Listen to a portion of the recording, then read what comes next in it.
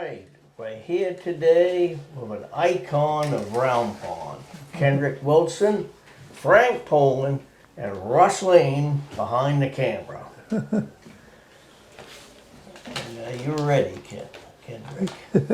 Ready as I'll ever be, I guess. Yeah.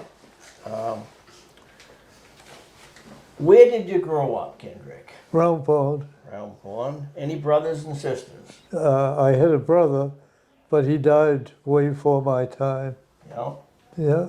He, my father, it was in the paper, he tosses his son in the air, but it wasn't me.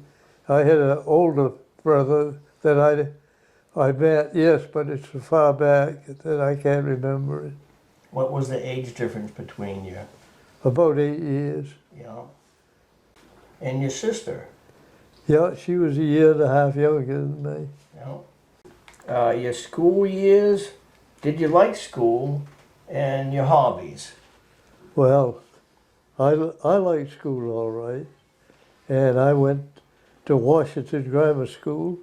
My class, it was just Keith Lehman and I, and we all, when we got a chance, would play in the cars, because Tom Steer had a junkyard, and we knew cars way back in the early 1900s and the 30s. And Tom's junkyard kept getting closer and closer to the white church, and finally they made him move some of them. Jewett Poland's mother was a live-in for Tom Steer, and Jewett said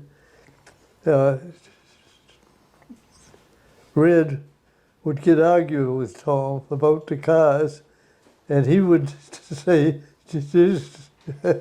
Red, don't you think Tom knows? Tom knows how that, because he wanted him and Tom to be able to, Jewett wanted to be able to use one of the cars to go looking for girls. What did you do for fun growing up in Round Pond? Oh, all kinds of things. Kind of rings a bell a little bit. Yeah. Did you work in any summer jobs? Well, plenty of summer jobs. Yeah, mowing lawns, clipping grass. There was my grandfather and his brother used to have about 100 head of sheep on Mash Island, and those sheep shears were the best thing for clipping grass. Way far better than the tools you could buy. Wow. Yeah. What was the best thing about growing up in Round Pond, your hometown? Well, actually Round Pond isn't a town, but it's a village, and it was a good place to grow up. Russ is laughing. Well, because he is right and I'm wrong. I'm getting technical. Miss Sproul was my first teacher, There we go. and she had long fingernails, and that really impressed me. And she later got married, and her name was Thelma Baker, and it would please me to say, when I was, probably say 50 or so, say that something about my former teacher. They'd look at me. Your former teacher's still alive? Yeah, oh yeah, she's alive and in good shape. Her mother lived to be 100 and something. Yeah, I've been to 3 100th birthday parties. The first one was a woman named Thompson, Aunt Abby Thompson. She was my mother's great aunt, and I was going to Bristol High School. So they had a party for her, and I simply hitchhiked down to it because she lived in New Harbor. Wasn't that far to go. And the next one was Selma. Well, she was Herbert Loud's widow, Sylvie. Sylvie. Well, Herbert had died, and she had married a Waldo Collimore. She'd married, and they had quite a big party for her in Waldoboro. And Barbara and I went to it. And the third one was Hayward Hines. He was staying with his son Leroy at the time. Kendrick, you went to two different high schools, Bristol and Lincoln. What year did you graduate? I graduated from Lincoln. You know? Yeah. In fact, I remember there's going on the class trip, and Johnny Lincoln and I can't think of his name, but anyway, we were riding on a bus because we was at the Cairo Hotel, supposed to be, and it was real late at night, probably 11 or so, and the bus didn't have many passengers. What passengers there were all black women, and they said they'd tell us when we could get our transfer to go to the Cairo Hotel, and those women said they'd tell us before we got to the transfer place, and the bus driver was a white man, and he said he'd tell us, and they all did. But since then, of course, Washington has been so violent that you'd be scared to death to do something like that. Kendrick, what year did you graduate? 48. 1948. Okay. Tell us about your family. Tell us a little bit about your family. What? Tell us a little bit about your family. Well, there's the only brothers or sisters I have is Barbara, and she was quite obstinate. Yeah. Jobs, your business, and military history. Well, my military history, I and your father and a bunch from Round Pond joined the Navy, and when we went to boot camp in Newport, Rhode Island, and when we got down there was a even bigger bunch from South Bristol, and they're all gone now, and the Round Ponders are all gone besides me and Clarence Chicory. Clarence lived in Bristol Mills, Yeah. and there was Kike, there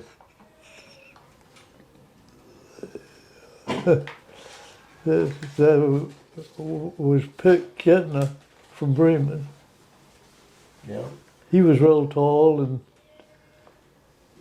and real nice guy. He only died a few years ago. Yeah.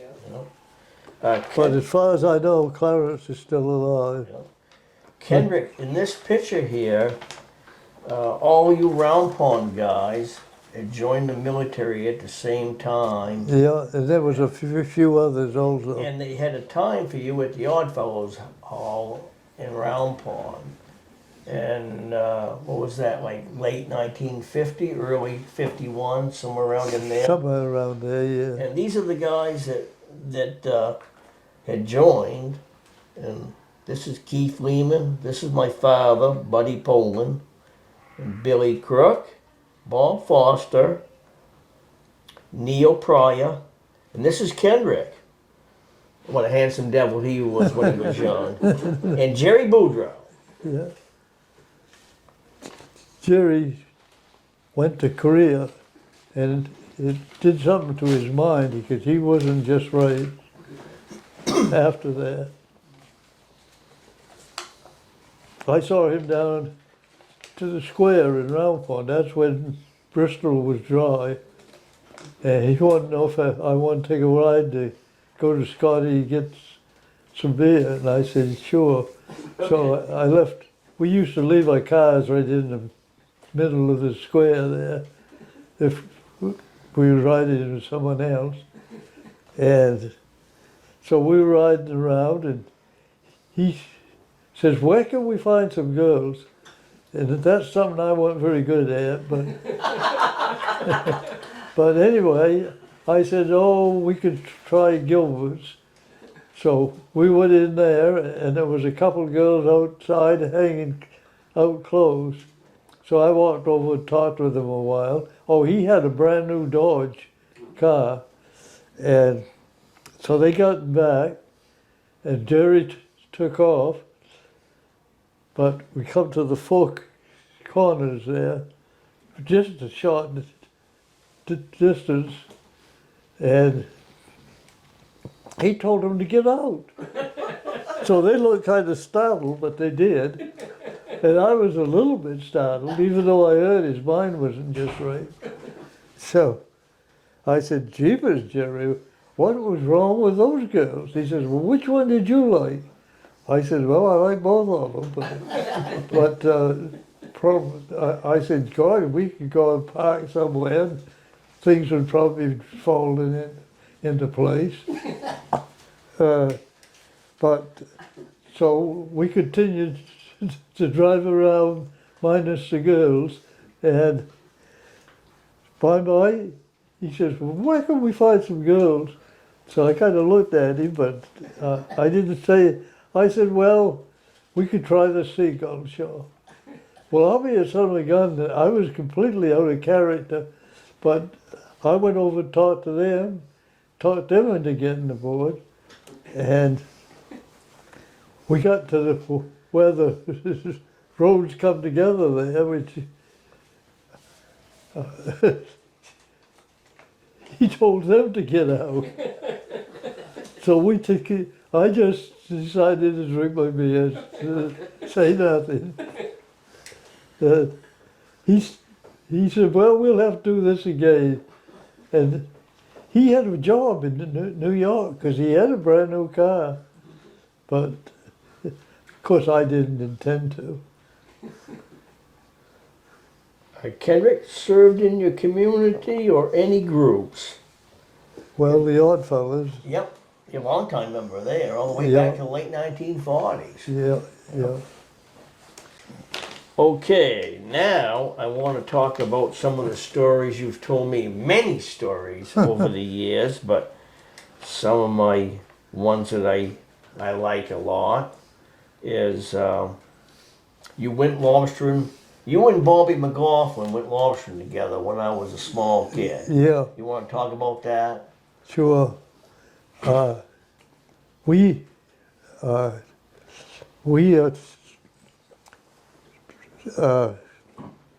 lengthened our traps out. It was in September.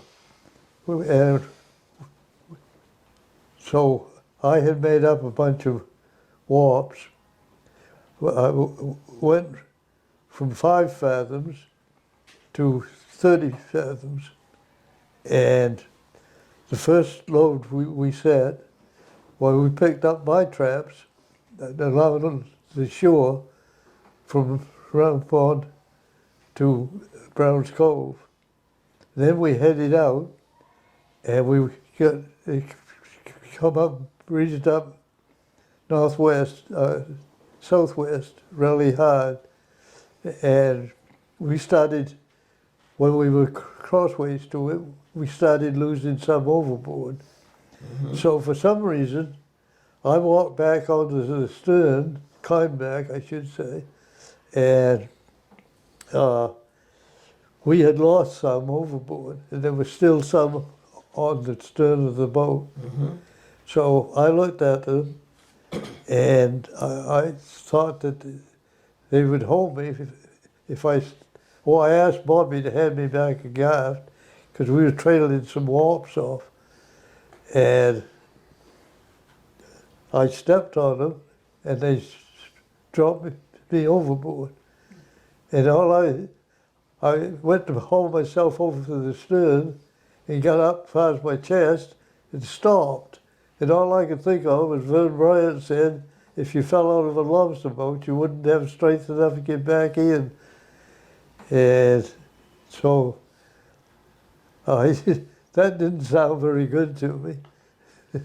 So then I felt a tugging on my foot, and one of those loops of warp had come to, and I was holding the trap, you know, and Bobby, about that time, Bobby yelled, "Are you all right?" I said, "Yes, but don't do a thing, because if he'd put the boat in gear, even if he hadn't speeded it up, it would, I wouldn't have been able to hold on. There was nothing actually to grab. But I said, don't do anything, Bobby.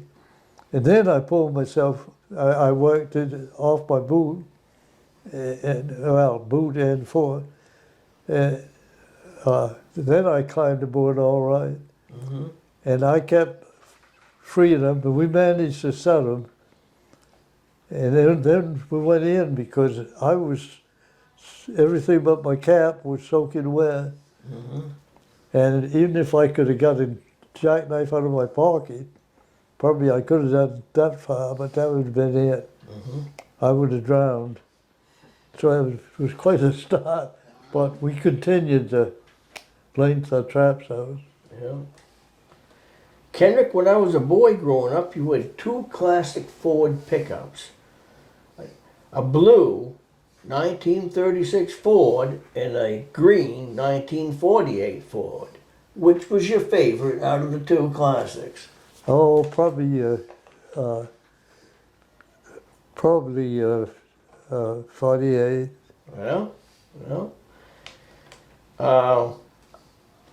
You told me a story about Pete Cutler was overdue and it was thick of fog, and you and Bobby Lehman went out searching for him. You want to tell us about this story?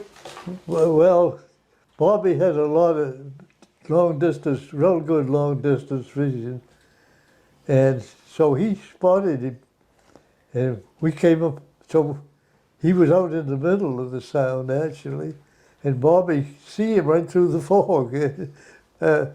I couldn't see him, but I headed where Bobby pointed, and he was drinking wine and singing "Happy Days Are Here Again." So we towed him in. His outboard had hit something and broke the champion. Yeah. He was a good old Mainer. I remember him as a boy. And my father had a good bond with him. Yeah, and he had an old dory he went lobstering out of. Yeah. Yeah. He hauled his traps by hand. That's why he Yep. didn't set them in Yep. much water. Yeah. Let's see. The Mad story. The lady that called you up.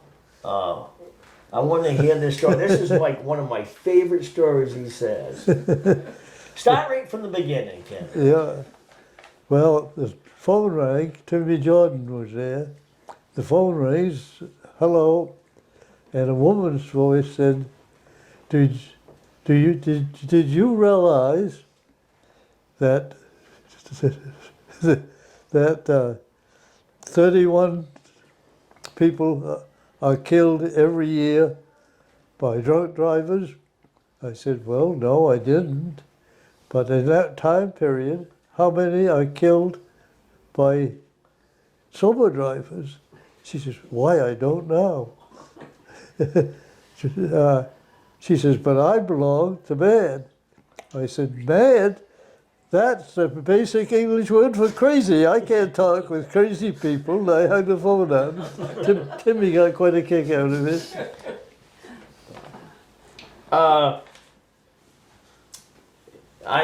He was telling me, and and I kind of know this lady a little bit. She was a beautiful lady, and you was out lobstering one day, and she swam up to you naked. You want to tell us that story? Well, uh, yeah, she and her boyfriend were on the beach at Loud's Island, and it was in the late spring or early summer. So they had swum there from the Bass Rocks, roughly, because that's where her clothes wound up. And so he swam out to the boat and said that they swam over there. And I said, well, you took an awful chance because some of the guys go from one buoy to the other wide open. I just go at a lower speed. He said, well, would you give us a ride across? And I said, sure. So he swam in and she joined him. I helped both of them aboard and then started to cross. And he said, well, she's awful cold. You wouldn't have any towels or anything, would you? And I said, gee, I'm sorry, I don't. And so we got over there, and she got back in because only a couple strokes or so. And I noticed that the clothes were in the bushes. And he, I said, it's the warmest up next to the butler, which was next to me. But she didn't have any clothes on. Huh? She didn't have no clothes on. No, You didn't cover up or take your shirt off and cover her bottom up? no. I didn't have anything for her except warmth from the exhaust. And that happened to be next to me. That's when I had the new Dodge pickup, Yeah, because she thought that was pretty nice. yeah. Well, Kendrick, I can't quite remember how this story goes. Maybe you can talk about it a little bit. Wasn't there one of the men around town that had something to do with a judge that didn't have his boat registered? What? What's the story about the fella that somehow there was a judge that didn't have his boat registered? Oh, yeah, that was Alfred Hines. Yeah, And he was friendly with a man named Judge Reed. yeah, And Reed bought the boat from Alfred and hadn't had it registered. And so Carol represented Alfred, and there must have been some kind of authority that had well, was in there. Disson would give a big speech, and how the law can't favor one person over another and all that stuff. And Carol just let him go on and on because Carol knew that it was Judge Reed and Judge Disson went on and on about how important it was that the law doesn't show favoritism, basically. And then Carol, after Reed got all through, Carol said, well, you do realize that the boat is in Judge Reed's name, and of course Disson didn't. But Carol was a good lawyer, but he sometimes he represented me a few times. And Carol would just let him, give him enough rope to hang himself. Dad had a jury mate named Scott Crawford from Nova Scotia, and they were both going on a fishing boat out of Portland, they were fishing off Nova Scotia, and he come up a real bad storm, and Captain York, then he came in thick of fog, and Captain York couldn't find them and had to come in without him. And Dad got a ride with another boat that came into Portland. But this Crawford fella went way down one of the southern ports. And my mother said that she saw Dad coming and he was all smiles. So she knew that they must have got caught. And the first thing he said, they picked up Scotty, and Crawford was the man's name. Mm-hmm. And they were all set to have his funeral down in Nova Scotia. Oh yes, Korean War, yeah. And you Yeah.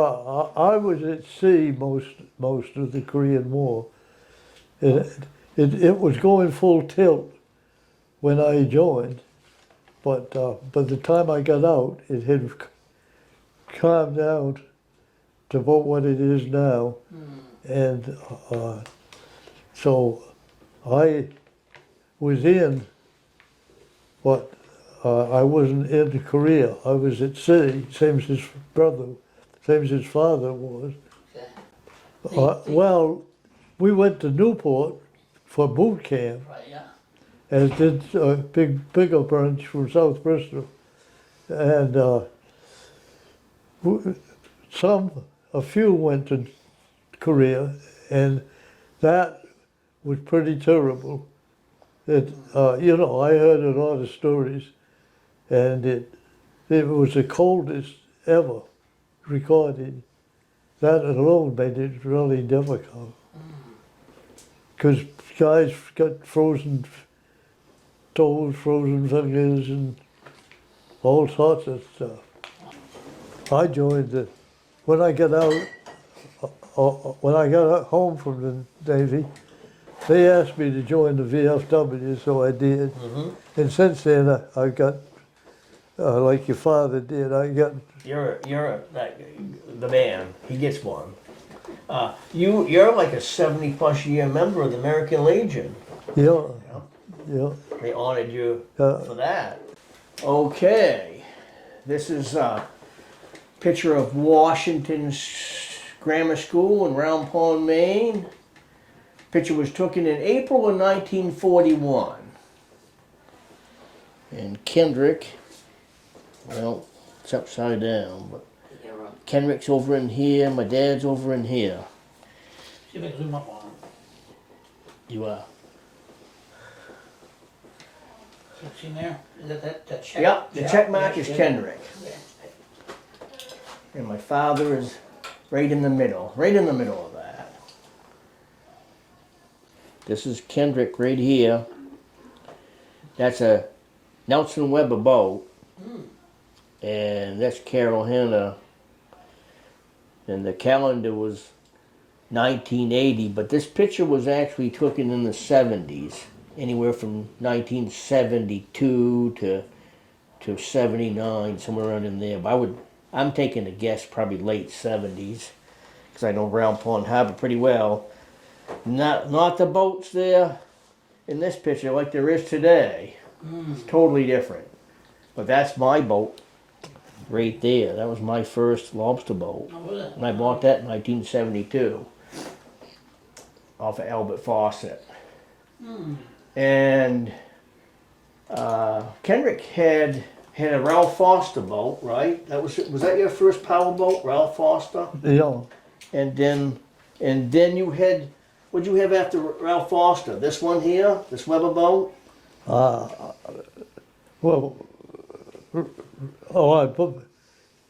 my first one I bought from Ralph Foster. Yeah, And I had I remember that boat. the Coleman was building, Yeah. and I had to. Leslie Coleman. Yeah, Yeah. I had to put a hauler in it and different things like that. Yeah.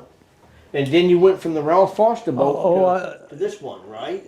yeah, Yep. yeah, I bought that off of, Yep. And then from there you went to that Ernest Poland Barlow boat. That Yeah, one yeah. time Wallace Lehman had built, Yeah, and then yeah.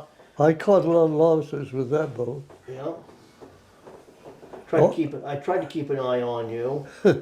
And from there, you went to the fiberglass one, didn't you? Yeah, the only fiberglass boat I had.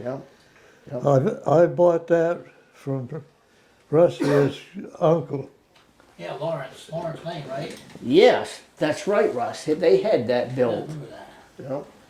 So, I think. Yeah, Saisu, right. Did you buy that off Dennis Farron over there in South Bristol? The The Weber Weber boat? boat, Yeah, I yes. thought you did. Yep. That was built in the early 1960s. Yeah, it was only 5 years old when I bought it. Yeah, that Saisu boat was a nice model boat. Nice. Yeah. I could have got more money for it, but selling something like that takes your time all up. Yeah, It does, doesn't it? Yeah, I sold that to a man named Tommy Thibodeau from Friendship. And he seemed like a real nice guy, but I noticed he seemed to have trouble with those big coils and pot wall. And I saw him after I'd been in the hospital. He said if he'd known I was in the hospital, he'd come see me. yeah.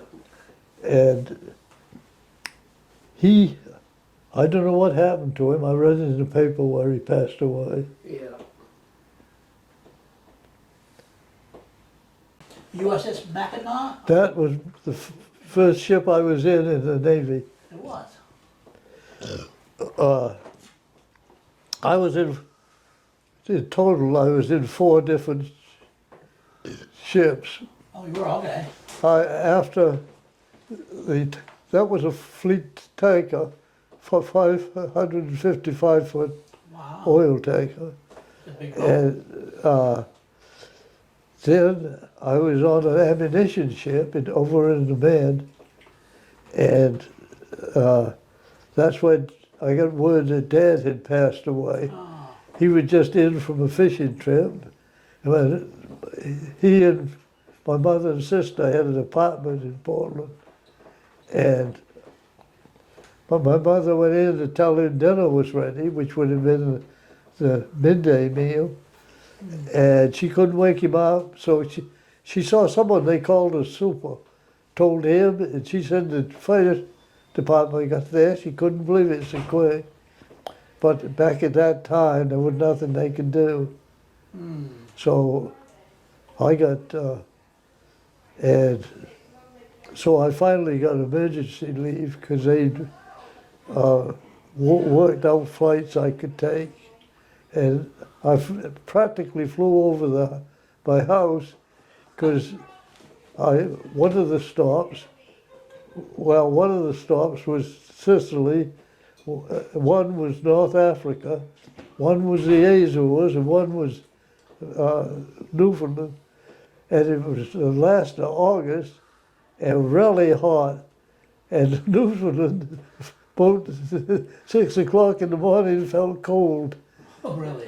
And then I flew to Patuxent River in Maryland, and then I took a bus from there home. Wow, quite a trip, wasn't it? Huh? That was quite a trip, it sounds like. Yeah.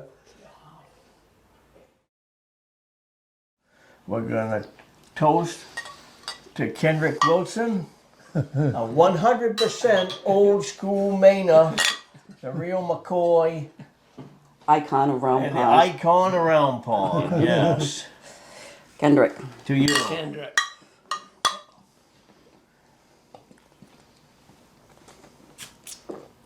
A good bottle of suds. Yeah.